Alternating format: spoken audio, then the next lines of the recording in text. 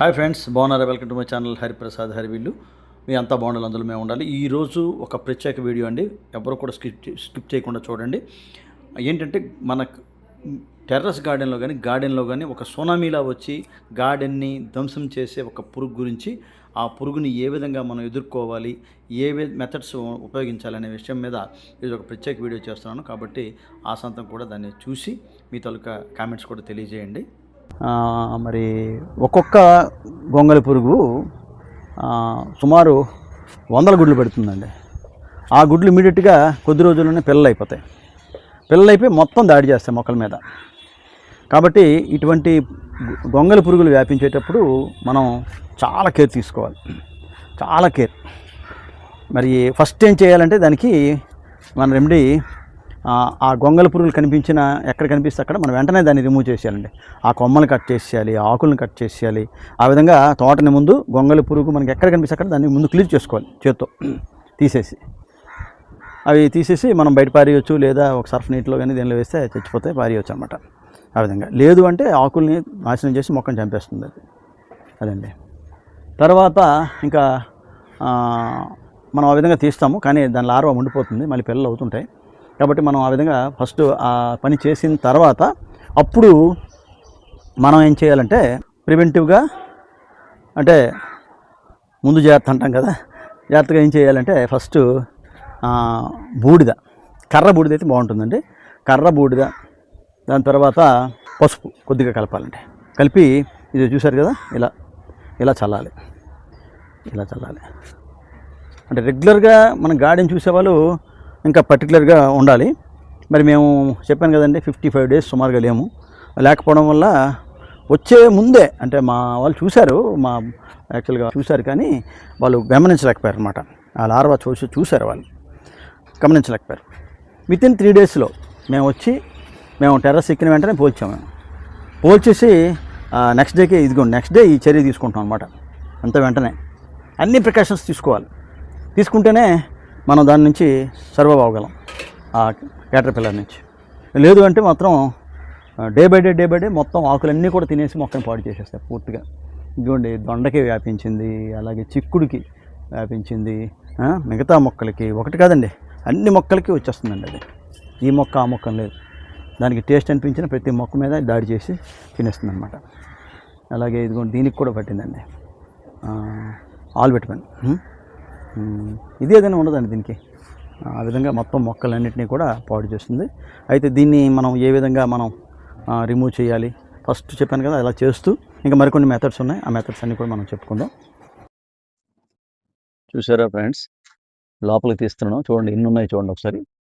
ఆ కర్ర మీద మీకు కనిపిస్తున్నాయి కదా, ఇవి ఎలా దాడి చేస్తాయంటే మొక్క మీద చాలా చాలా ఘోరంగా దాడి చేస్తాయి అన్నమాట. మొక్కని మరి ఇంకా తినేసి నానా బీభత్సం చేస్తాయి. చాలా జాగ్రత్తగా దీన్ని గమనించాలి. మనం లేకపోవడం వల్ల మొత్తం వ్యాపించాయండి. అయితే లక్కీగా ఏంటంటే స్టార్ట్ అయిన వెంటనే ఇక్కడికి వచ్చాం. లేదంటే ఒక్క 4 రోజులు గ్యాప్ వస్తే మరి ఇంకా గార్డెన్ ఇంకేం ఉండదు అనమాట.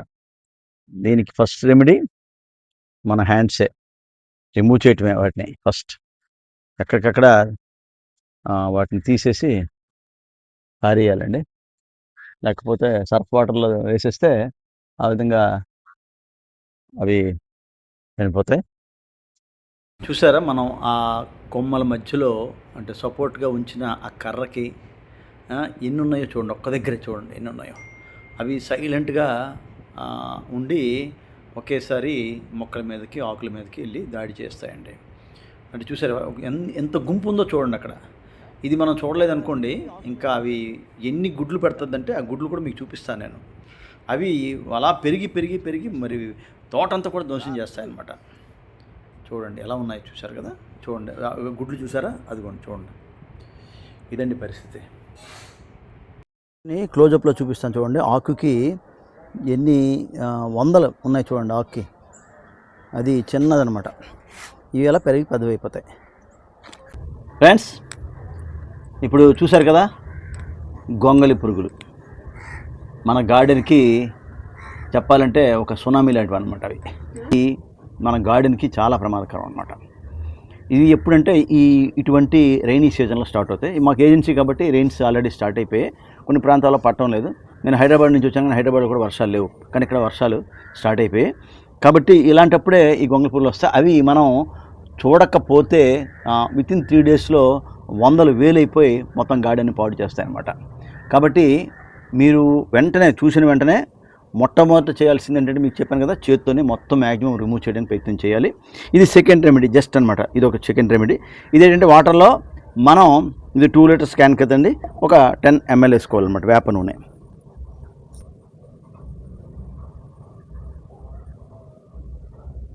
సుమారుగా 10 ml. అలాగే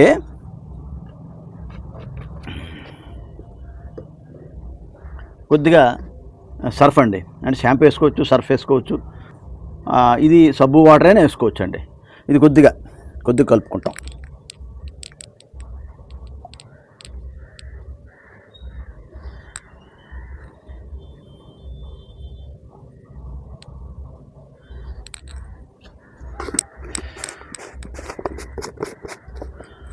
ఫస్ట్ రెమెడీ చెప్పాను కదండి, మన చేత్తో మనం మ్యాక్సిమం వాటిని రిమూవ్ చేయాలి.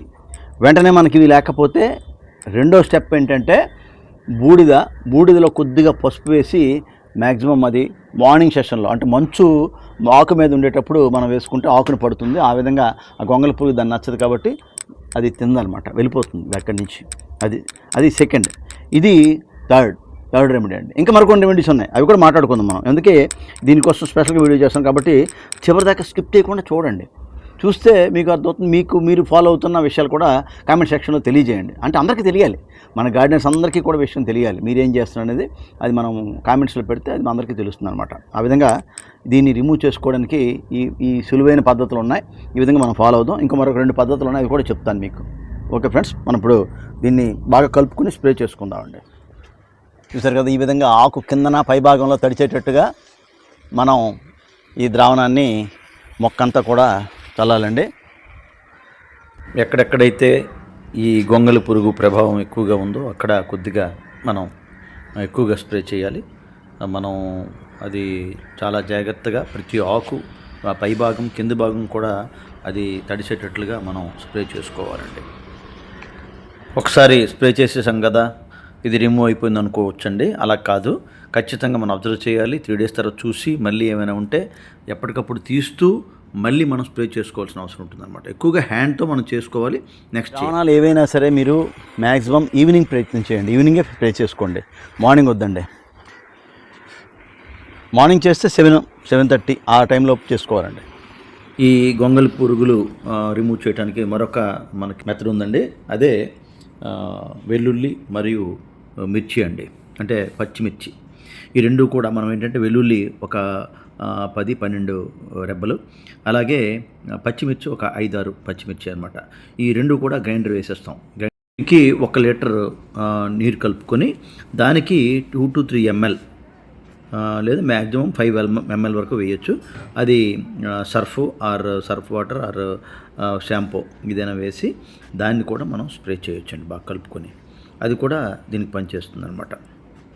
సరే, క్లోజప్లో చూడండి, గుడ్లు కనిపిస్తున్నాయా? కనిపిస్తున్నాయని చూసారా? అని ఎన్ని గుడ్లు పెట్టింది చూడండి, ఒక చిన్న ఇది. ఇకపోతే ఈ గొంగళి పురుగుల నివారణకి మరొక చిన్న ట్రిక్ అండి. ఏంటంటే మన గార్డెన్లో చిన్న అంటే పక్షులు రావడానికి వాటర్ కానీ లేకపోతే దానికి చిన్న ఆహారం కానీ ఏదైనా వేసి అలవాటు చేసుకున్నాం అనుకోండి, ఆ పక్షులు అవి తినడానికి వచ్చి వీటిని చూసాయనుకోండి, పక్షులు ఖచ్చితంగా అవి తింటాయండి. అలా గొంగళి పురుగులు వాటి సంఖ్యను కూడా తగ్గిస్తాయన్నమాట. ఆ విధంగా అంటే పక్షులు అక్కడ రావడం వల్ల దాని సంఖ్య కూడా మనకు తగ్గుతుంది. ఇకపోతే మరొకసారి బూడిదనేది మనం మార్నింగ్ అంటే చిన్న మంచు కురిసేటప్పుడు ఆకులు తడిగా ఉండేటప్పుడు మనం వేసుకుంటే మంచిదండి. ఇటువంటి స్ప్రేస్ మాత్రం మనం ఈవినింగ్ చేసుకోవడమే కరెక్ట్ అనమాట. ఈవినింగ్ చేసుకుంటే దానికి చాలా చాలా బాగుంటుంది. స్ప్రే చేసిన వెంటనే బూడి జల్లిన వెంటనే వర్షం పడింది అనుకోండి, మళ్ళీ నెక్స్ట్ డే మాత్రం మళ్ళీ ఖచ్చితంగా మనం చేసుకోవాలి. అయితే నేను ఇచ్చే సలహా ఏంటంటే, ఈ గొంగళి పురుగులు కనిపిస్తే మ్యాక్సిమం మనం చేతితో గ్లౌజెస్ పెట్టుకొనైనా, మీకు ఎలర్జీ ఉంటే ఆ గొంగళి పురుగులు ఏదో విధంగా తీసి చేట్లో వేసేసి మనం పారేయటం మంచిది. లేదు అంటే ఈ మెథడ్స్ ఫాలో అయ్యి దాన్ని నిర్మూలించవచ్చు అనమాట. ఈ విధంగా చేసుకోవాలండి. వీడియో చూశారు కదా, వీడియో నచ్చింది అనుకుంటాను. వీడియో నచ్చితే లైక్ చేయండి, కొత్త వారైతే సబ్స్క్రైబ్ చేసుకోండి.